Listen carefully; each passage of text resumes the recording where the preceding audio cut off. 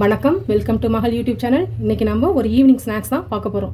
அது என்னன்னு பார்க்கலாம் வாங்க.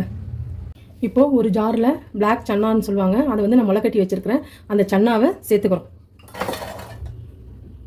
நெக்ஸ்ட்டு பச்சை பட்டாணி காய் தான் இது, சரிங்களா? இதை வந்து கொஞ்சம் சேர்த்துக்கிறோம். நெக்ஸ்ட்டு கார்ன், ஸ்வீட் கார்ன் சொல்லுவாங்கள்ல அது. நெக்ஸ்ட்டு காரத்துக்கு ஒரு 3 பச்சை மிளகா,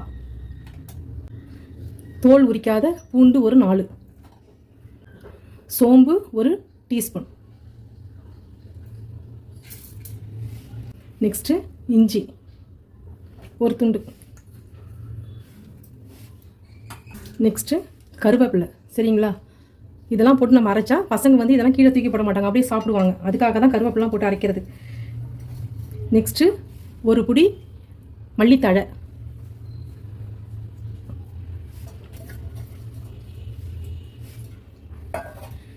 நெக்ஸ்ட்டு கல் உப்பு. அவ்வளோதான். இதை ஃபஸ்ட்டு வந்து நம்ம அரைச்சிட்டு வந்துடலாம். ரொம்ப நைஸாக அரைக்க வேணாம், கொஞ்சம் குறப்பாகவே அரைச்சிருவோம். இப்போது இதை அரைச்சிட்டு வந்தாச்சு. இதை அப்படியே நம்ம ஒரு பவுலில் ட்ரான்ஸ்ஃபர் பண்ணிக்கலாம். இப்போது இதை வந்து பவுலில் மாற்றியாச்சு. இதில் நம்ம வெங்காயம் நறுக்கி வச்சுருக்கோம், ஒரு வெங்காயம் அதை சேர்க்க போகிறோம். பாக்கியெல்லாம் போட்டு அரைச்சாச்சு, சரிங்களா? இப்போ இதோட என்ன செய்ய போகிறோன்னா 2 ஸ்பூன் வந்து அரிசி மாவு சேர்க்க போகிறேன். வெறும் அரிசி மாவு தான். இதை வந்து நம்ம நல்லா கலந்துக்கணும். இப்போது நல்லா கிளறிட்டேன். இதை வந்து ஒரு 10 மினிட்ஸ் வந்து நம்ம ஒரு பிளேட் போட்டு மூடி வச்சுருவோம், சரிங்களா? ஏன்னா இந்த அரிசி மாவு வந்து இந்த கலவையோடு நல்லா சேரணும். அதனால் நம்ம ஒரு 10 மினிட்ஸ் வந்து மூடி வச்சுருவோம். சப்போஸ் உங்களுக்கு தண்ணியாக இருந்துருச்சு, அரைக்கும் பொழுது கொஞ்சம் தண்ணி விட்டு அரைச்சிட்டிங்கன்னா நீங்கள் இன்னும் கொஞ்சம் அரிசி மாவு போட்டுங்க, அது ஒன்றும் ப்ராப்ளம் இல்லை. இப்போ மூடி வச்சிடலாம். இப்போது 10 மினிட்ஸ் ஆகிடுச்சு. இப்போ நம்ம ஓப்பன் பண்ணி பார்த்துக்கலாம். ஓகே, இப்போ கெட்டியாக இருக்குது. இப்போ இது வந்து நம்ம உருண்டை பிடிக்க வருதா என்னென்னு பார்க்கணும். உருண்டை பிடிக்கிறத வந்து இப்படி நல்லா டைட்டாக பிடிக்கணும், சரிங்களா? உதிரியாக லேசாக பிடிக்கக்கூடாது, நல்லா டைட்டாக வர மாதிரி பிடிக்கணும். இப்போது இது மாதிரி உருண்டை பிடிச்சி வச்சுருங்க, சரிங்களா? நல்லா அழுத்தி நல்லா உருண்டை பிடிச்சி வச்சுருங்க. அதுக்கப்புறம் நம்ம எண்ணெயில் போட்டு எப்படி பொரிக்கலான்னு பார்க்கலாம். இப்போது எண்ணெய் சூடாகிடுச்சு. அதுக்கு வந்து நீங்கள் எண்ணெய் சூடாகிடுச்சான்னு பார்க்குறதுக்கு சும்மா ஒரு இனுக்கு போட்டு பாருங்கள், அது நல்லா மேலே வரும், சரிங்களா? அதை வச்சுட்டு இதை நல்லா அழுத்தி இது மாதிரி கையில் வச்சுட்டு நல்லா இப்படி அழுத்தணும். அழுத்திட்டு ஷேப்பாக வருதா என்னென்னு பார்த்துடுங்க. பார்த்துட்டு இதை அப்படியே போடணும். அவ்வளோதான்.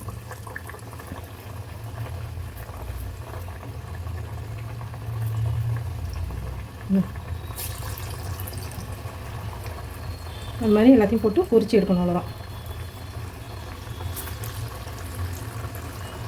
கொஞ்சம் மீடியம்லேயே வைங்க ஃப்ளேமை. ரொம்ப ஹையாக வைக்க வேணாம், ரொம்ப சிம்லி வைக்க வேணாம், ரொம்ப மீடியமாக வைங்க. இப்போது நம்ம திருப்பி போட்டுடலாம்.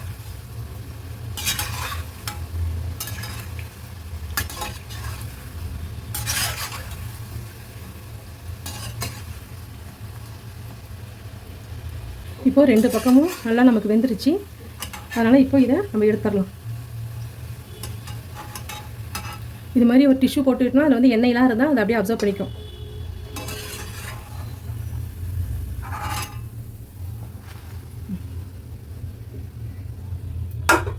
அப்படியே அதை சேர்த்துக்கலாம். அந்த பொட்டுக்கடலையும் நம்ம இது நல்ல ஒரு ஹெல்த்தி ஸ்நாக்ஸ் தான். அதனால் அதையும் கொஞ்சோண்டு அரைச்சி போட்டுங்க.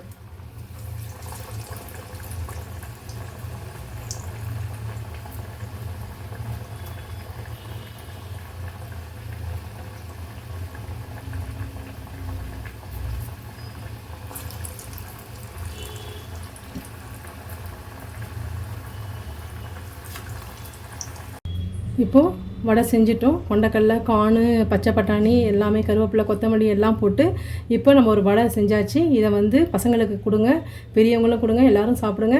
ரொம்ப ரொம்ப ஹெல்த்தியான ஒரு ஸ்நாக்ஸ் தான் இது. டீ டைமில் சாப்பிட்லாம். இதை நீங்களும் வீட்டில் செஞ்சு பாருங்கள். பிடிச்சிருந்தா லைக் பண்ணுங்கள், ஷேர் பண்ணுங்கள், கமெண்ட் பண்ணுங்கள். தேங்க்யூ.